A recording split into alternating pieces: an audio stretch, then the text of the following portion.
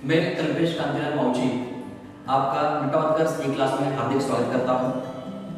मैं पश्चिम कांग्रेस विलेज सेवा मंडल नंदुरबार संचालित अनुदानित प्राथमिक और माध्यमिक आश्रम शाला मुलगी तालुका अक्कलकुवा जिला नंदुरबार यहाँ पर अध्यापन करता हूँ। आज हम विषय हिंदी कक्षा 5वीं अंतर्गत एक पाठ समझ लेंगे। मित्रों, छत्रपति शिवाजी महाराज योग्य व्यक्ति का चुनाव कर मंत्रिमंडल की स्थापना करते थे और वह अपना राज्य कारभार अच्छी तरह से चलाते थे। हम भी आज उनका उदाहरण लेते हैं और अपना राज्य कारभार चला रहे हैं। द गॉड ऑफ क्रिकेट अर्थात सचिन तेंदुलकर जी योग्य गेंद का चुनाव कर चौका छक्का जड़ देते थे और अपनी भारतीय क्रिकेट संघ को वह जीत दिलाते थे। हम बाजार जाते हैं तो योग्य सब्जियों का चुनाव करते हैं। अगर हमें पाठशाला में जाना है तो योग्य पाठशाला का चुनाव करते हैं। अगर मित्रों का चुनाव करना है योग्य मित्रों का चुनाव करते हैं। अर्थात हम अपने जीवन में योग्य वस्तु और योग्य चीजों का चुनाव करते हैं। तो आज हम पाठ तीसरा योग्य चुनाव यह पाठ समझ लेंगे। इस पाठ की लेखिका है सुधा शर्मा जी। तो राजा मंगल सेन के मंत्री जगतराम बूढ़े हो चुके थे। उन्होंने राजा से स्वयं को सेवा मुक्त करने की विनती की। जैसे अकबर के यहाँ मंत्री थे बीरबल, वैसे ही राजा मंगल सेन के यहाँ मंत्री थे जगतराम और वह बूढ़े हो चुके। जिस तरह हमारे भारत सरकार में काम करने वाला व्यक्ति 58 या 60 साल की उम्र में सेवा मुक्त कर दिया जाता है, बिल्कुल उसी तरह यहाँ पर जगतराम बूढ़ा हो चुका था, इसलिए उन्होंने कहा कि मुझे सेवा मुक्त कर दो। राजा मंगल सेन ने कहा, आप पहले अपने जैसे सेवाभावी, परोपकारी और ईमानदार मंत्री का चुनाव कर लीजिए, तभी आपको सेवा मुक्त किया जा सकता है। सेवाभावी अर्थात अच्छी तरह से सेवा करने वाला, परोपकारी अर्थात दूसरों पर उपकार करने वाला, और ईमानदार मतलब ईमानदारी से काम करने वाला। यह सारे गुण जिस व्यक्ति के होंगे उस व्यक्ति को हम अपना मंत्री बनाएंगे, तभी आपको सेवा मुक्त किया जा सकता है।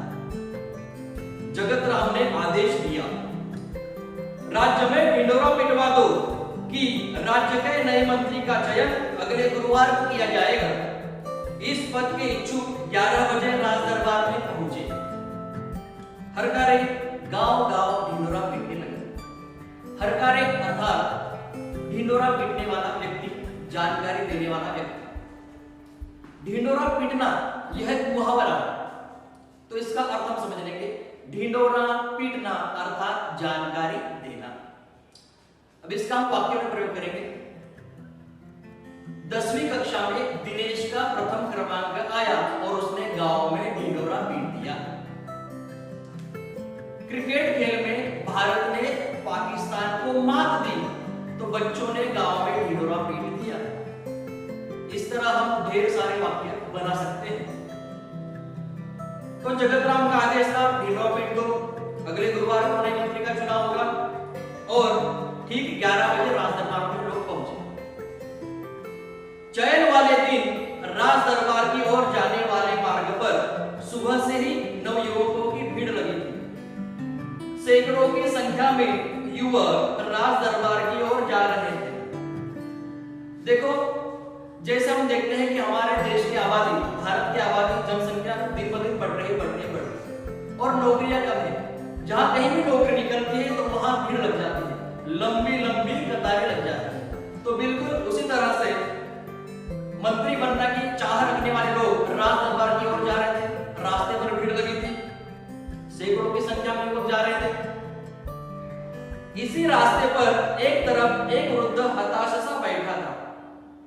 यह भी एक मुहावरा है, हताश होना अर्थात निराश होना।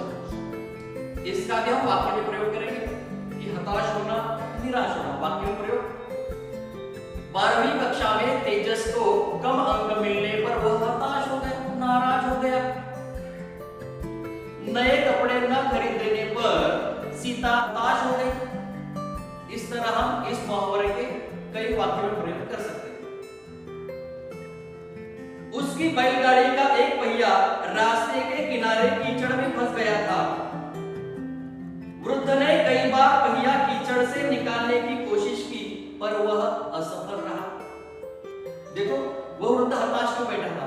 क्योंकि उसका बैलगाड़ी का एक पहिया कीचड़ में फंस गया था और उसने उसे निकालना चाहा, लेकिन नहीं निकला, वह असफल था। देखो बच्चों कि जवान और बूढ़े में जो ताकत होती है, उस ताकत में अंतर होता है। वह वृद्ध थे, बूढ़े थे, इसलिए वह पहिया नहीं निकाल पाए। मंत्री पद के अनेक उम्मीदवारों ने राज दरबार जाते समय यह दृश्य देखा, पर किसी ने भी वृद्ध की सहायता नहीं की। सैकड़ों की संख्या में नवयुवक मंत्री बनने के इच्छुक जा रहे थे रास्ते से, लेकिन किसी ने भी उनकी सहायता नहीं की। उम्मीदवार युवकों में एक था कर्मवीर। कर्मवीर निर्धन परिवार का प्रतिभाशाली नवयुवक था।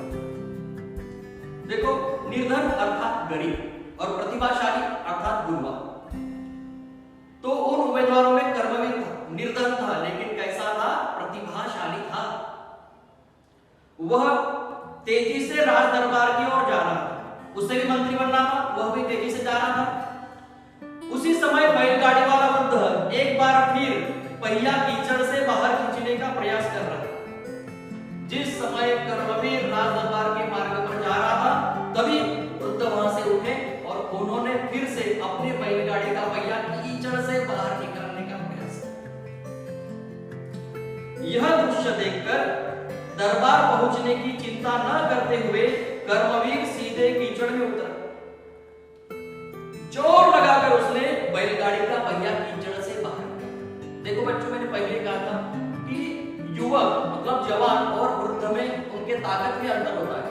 कर्मवीर नवयुवक था, जवान था, तो उसने जोर लगाकर पहिया कीचड़ से बाहर निकाल दिया।